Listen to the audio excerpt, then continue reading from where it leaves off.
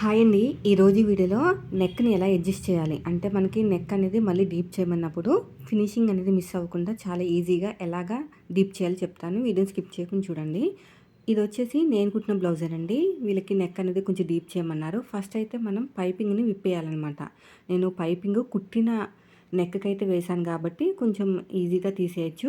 కానీ ఎంతైనా కొద్దిగా ఇబ్బందేనండి తీయడానికి. మన దగ్గర ఇలాగ చిన్న ఇన్స్ట్రుమెంట్ లాంటిది ఉంటుంది కదా, దాంతో తీసేస్తే ఈజీ అయిపోతుంది. ఫస్ట్ వచ్చేసి షోల్డర్ దగ్గర కుట్టు తీయాలి. కొంచెం స్లోగా తీసుకోండి, లేదంటే మనకి మొత్తం కూడా డ్యామేజ్ అయిపోతుంది. చాలా గట్టిగా ఉంది, ఓవర్లాక్ కూడా వేశాను కదా అందుకుని. ఇలా స్లోగా తీసేసుకుని కొంచెం కొంచెం కొంచెం తీసుకోవాలన్నమాట.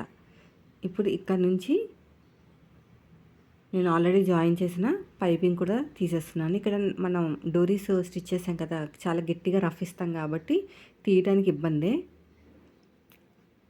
ఇలా కొంచెం కొంచెం తీస్తే వచ్చేస్తుంది ఈజీగానే. ఇలాగా ఈ పైనుంచి రఫ్ ఇచ్చిన చోట తీసేస్తే వచ్చేస్తుంది. ఇంకో అలా మెల్లగా తీసేసుకోండి. ఆల్రెడీ నెక్ని తిప్పేసేసి నేను పైపింగ్ వేసాను అనమాట.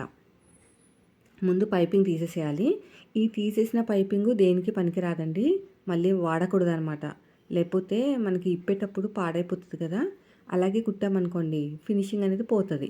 సో ఇదంతా నీట్గా ఇలాగా స్లోగా తీసుకుంటూ వెళ్ళిపోవాలి.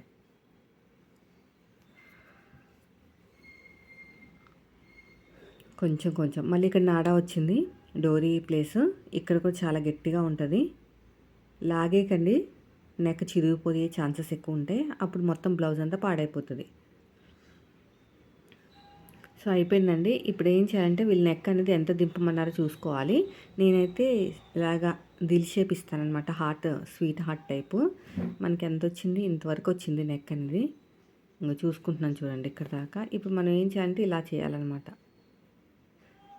డైరెక్ట్గా కట్ చేసేయకూడదు, ఫస్ట్ కుట్టు వేసి కట్ చేయాలి. లేకపోతే లైనింగ్ ఒరిజినల్ సపరేట్ అయిపోతుంది. ఇవి సమానంగా పెట్టుకుని ఇలా నీట్గా కట్ చేయటమే, అంతే. చూసారా ఎంత బాగా వచ్చేసిందో. తర్వాత వచ్చేసి క్రాస్ ఉన్న క్లాత్ 2 తీసేసుకున్నాను, 1.5 తోటి. వన్ సైడ్ ఇలా ఫోల్డింగ్ చేసి కుట్టాను. ఇలా నీట్గా ఫోల్డింగ్ చేసి కుట్టాను. తర్వాత ఎగస్ట్రా ఉన్న క్లాత్ నీట్గా కట్ చేసాను.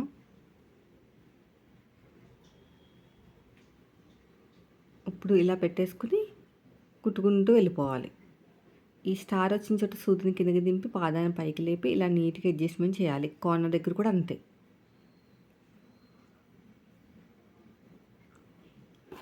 ఇక్కడ స్టార్ వచ్చిన చోట దిల్ షేప్ దగ్గర సాగదీయకూడదు అనమాట. ఓన్లీ బ్యాక్ నెక్కే చిన్న చిన్న టక్స్ ఇచ్చేసేయండి. ఇప్పుడు 12వ నెంబర్ థ్రెడ్ తీసేసుకొని ఇలా ఫోల్డింగ్ చేసుకుంటూ కుట్టుకుంటూ వెళ్ళిపోవాలి. ఇక్కడ కార్నర్ వచ్చిన చోట కొంచెం టైట్గా పట్టుకోండి, లేకపోతే అక్కడ లూజ్ వస్తుంది. ఇలా తిప్పేసుకుని మళ్ళీ స్టిచ్ వేసేసుకోవాలి ఇలాగా.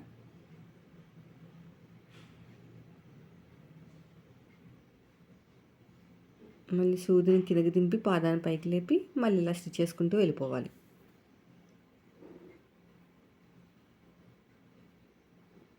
అయిపోయిందండి. రెండో సైడ్ మీరు కావాలనుకుంటే హెమింగ్ చేసుకోవచ్చు, లేదంటే ఇప్పుడు నేను వేస్తున్నాను కదా అలా స్టిచ్ వేసేసేయండి.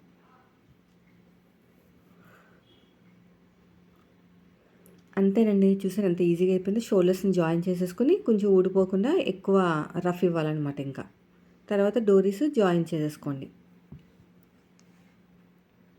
ఇలా రఫ్ ఇచ్చేసేయండి. పైన ఒక టాప్ స్టిచ్ లాగా వేసేసేయండి, ఫినిషింగ్ బాగుంటుంది. ఇక్కడ కూడా అంతే, షోల్డర్స్ని జాయిన్ చేసేసుకుని